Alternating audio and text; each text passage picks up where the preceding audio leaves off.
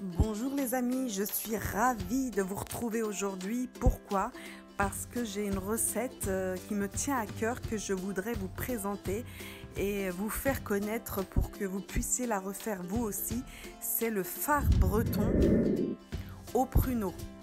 Alors c'est une recette, je fais d'ailleurs une dédicace à ma collègue Stéphanie, car c'est une recette qui me vient d'elle, plus exactement de sa grand-mère qui est une vraie bretonne.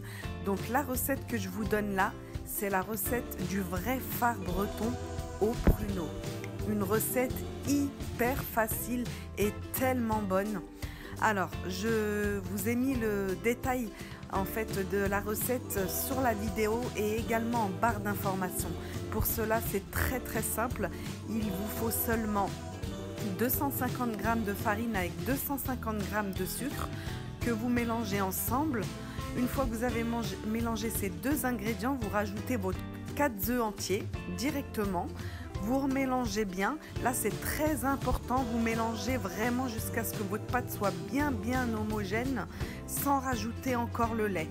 Voilà, au début vous vous amusez à mélanger que votre pâte avec les œufs, la farine et le sucre.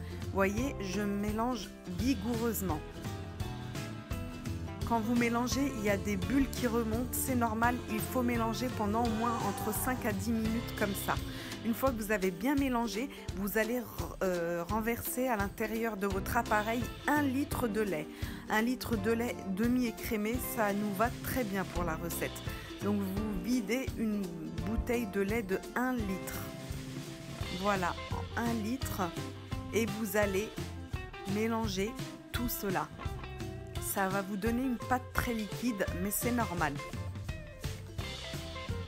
En fait là, voilà, je vous ai donné tous les ingrédients. Il n'y a vraiment pas grand chose dans cette recette. On va juste rajouter les pruneaux dénoyautés bien sûr. Au préalable, vous allez beurrer votre moule pour pas que votre gâteau colle. Donc n'oubliez pas cette étape, hein, sinon votre gâteau va coller. Donc moi j'ai pris du beurre et j'ai beurré mon moule sur toute la surface. Et votre pâte, donc vous voyez elle est très liquide, vous allez la renverser complètement dans votre plat. Et pour ceux qui aiment les pruneaux, vous allez mettre des pruneaux un peu partout sur votre plat. Voilà, sur votre appareil. Alors moi vous voyez j'en mets que sur une partie parce que j'ai mes enfants qui n'aiment pas les pruneaux. Moi j'aime bien ça, donc j'en ai mis sur une partie et l'autre partie je l'ai laissé sans. Donc ce phare vous pouvez le faire sans pruneaux si vous voulez, nature, très bon aussi. Il se fait des deux façons, avec pruneaux ou sans pruneaux. Donc voilà le résultat après 45 minutes de cuisson à 220 degrés dans un premier temps et ensuite respecter la cuisson, une deuxième cuisson à 180 degrés pendant 30 minutes. Et regardez le beau gâteau que ça vous fait. Alors il est beau mais c'est la cuisson qui l'a rendu comme ça. Sincèrement les amis, je suis vraiment fan de cette recette et elle réussit à coup sûr. Si vous respectez les étapes de cuisson que je vous ai données, eh bien vous allez avoir un superbe phare breton. Alors comme je vous l'ai dit, vous le faites avec ou sans pruneaux.